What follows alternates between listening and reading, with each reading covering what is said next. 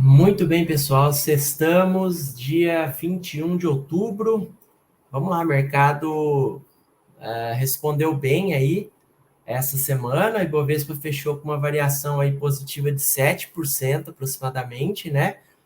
Se a gente avaliar isso no diário, a gente vê que começamos já a semana positivos aí, né? E assim fomos todos os dias, né?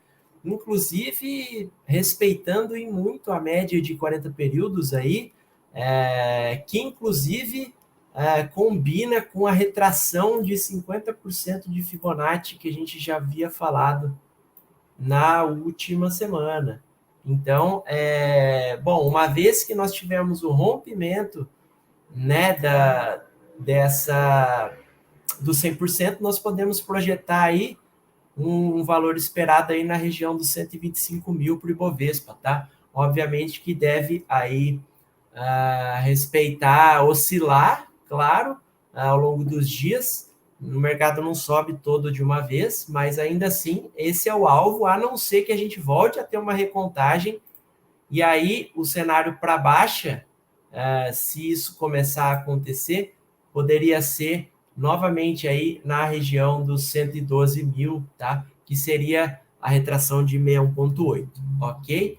Bom, de qualquer maneira, não é o que eu acredito nesse momento, porque afinal nós tivemos o rompimento dessa congestão em que encontrávamos aqui, e o Ibovespa rompeu, retestou essa resistência que virou suporte para voltar a subir. E percebam como que o cruzamento de médias é forte, né? Antecipou essa alta cerca de algumas semanas antes aí, né? 3 semanas. Bom, de qualquer maneira, vamos torcer para quem está comprado que o Ibovespa continue esse movimento de alta, tá bom? Se a gente avaliar preço, nós estamos falando aí de um alvo na faixa dos 121 mil, tá? Um pouquinho mais. 121.500. Se a gente for avaliar a lembrança de preço, tá? Ou topos e fundos anteriores, ok?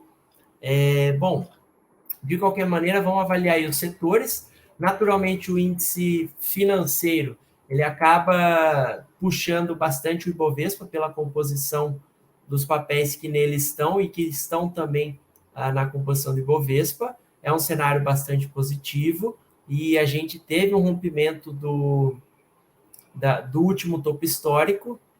Eu não gostaria de chamar de topo histórico porque ele não é histórico, mas em relação aos ao último ano, praticamente, é o valor mais alto desse índice, tá? Então, há de se esperar que ele vá buscar aí os 12.700 também, como primeira extensão, e nesse caso, os papéis que têm maior peso nele podem puxar essa extensão, tá? Isso num movimento de primeira extensão, assim como o próprio Ibovespa.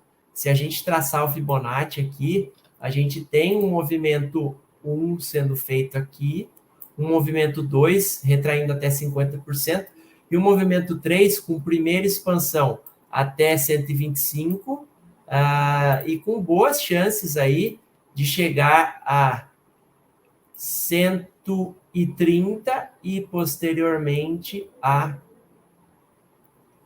137, e aí batendo o topo histórico do Ibovespa, que está na região aqui dos 130. Beleza? Bom, voltando então para o índice financeiro, papéis que o compõem, eu ficaria de olho, um cenário bastante positivo aqui para esse índice. Índice de consumo, ele já vem num movimento de lateralização, principalmente respeitando a média de 200 períodos, que é de baixa. Índice de energia elétrica, também num movimento lateral, não tanto confortável, embora no dia de hoje tenha feito um engolfo aí, um padrão altista, tá? Mas ainda assim, eu acho que, pensando nos papéis que o compõem, eu prefiro avaliar esses papéis isoladamente do que aqueles que têm maior peso nesse índice, tá? Bom, vamos lá, índice de fundo imobiliário, ele é um índice que tem uma volatilidade um pouco menor, mas ainda assim, aparentemente encostou na média de 40 para voltar a subir. Eu ficaria mais de olho, principalmente quando os papéis que compõem esse índice romperem a faixa dos 3.000 ali. Índice de materiais básicos, também numa lateralização, e eu tenho muito medo dessa média aqui. Aliás, medo no sentido de que acredito que o preço vai buscar esse patamar aqui da média de 200 períodos, tá? E que esse patamar pode funcionar como uma resistência, então talvez olharia também isoladamente os papéis que compõem esse índice e não aqueles que têm mais peso. Índice de dividendos, bastante significativo o movimento, assim como o índice financeiro, e aparentemente, só confirmar exatamente, rompeu o topo histórico. Então, entra no que os analistas chamam de vazio gráfico. Eu acredito que foi aqui a região do topo histórico. Então percebam que não há nada no passado que possa funcionar ali como uma resistência, o que tende a, uma vez que de fato tenha sido confirmado esse rompimento, tende a sugerir que esse índice vá ao infinito e além. Mas eu acredito que é possível que ele faça um movimento de reteste, de bipolaridade aqui, de voltar a testar essa média de... Aliás, essa média não, esse suporte, essa resistência, desculpa, que foi vencida e que virou suporte, mas ainda assim os papéis que o compõem, principalmente aqueles que têm maior peso, faz sentido a gente estar acompanhando, tá? Índice industrial, no mesmo cenário que o índice de energia ou de consumo e o de materiais básicos, numa congestão, numa lateralização, ainda acredito que esses valores, esses preços podem chegar à região da média de 200 ali, mas tendem a continuar numa lateralização. Eu vou esperar para entrar nesses papéis quando essa média de 40 de períodos ou de menor período cruzar de maior período para cima e me trazer um pouco mais de segurança da reversão da tendência de baixa, tá? Índice imobiliário, para quem gosta de, digamos, de entrar no movimento logo no começo, eu diria que pode ser que a gente encontre aqui mais ou menos o que encontramos no Ibov, tá? Dos preços sentarem aqui na média de 40 para voltarem a subir. Se a gente avaliar Fibonacci dessa retração, como a gente sempre faz, esse movimento mínimo, ele não respeitou, tá? Há quem diga que é aceitável esse padrão, eu diria que não. Eu diria que nesse movimento, deixa eu só fazer do movimento anterior para a gente ter a configuração aqui. A expansão se daria até aqui, certinho. Isso seria uma onda 4. Para ter um movimento de onda 5 aqui. Então, na realidade, muito possivelmente, nós temos um movimento de onda num grau mais complexo, tendo como a onda 1 isso daqui, o que me levaria a crer que, num cenário de longo prazo, o índice imobiliário pode vir buscar valores um pouco mais baixos, tá? Mas no cenário de curto prazo, eu acredito que ele vai respeitar essa média de 40 períodos, até porque ela está acima da média de 200, e buscar aí valores um pouco mais significativos. Eu ficaria atento, principalmente se o índice voltar a superar essa máxima desse candle aqui, que seria na faixa dos 815 aproximadamente. O que me leva a crer daí que os papéis que têm maior peso na composição desse índice podem puxar ele para cima. Índice Small Caps,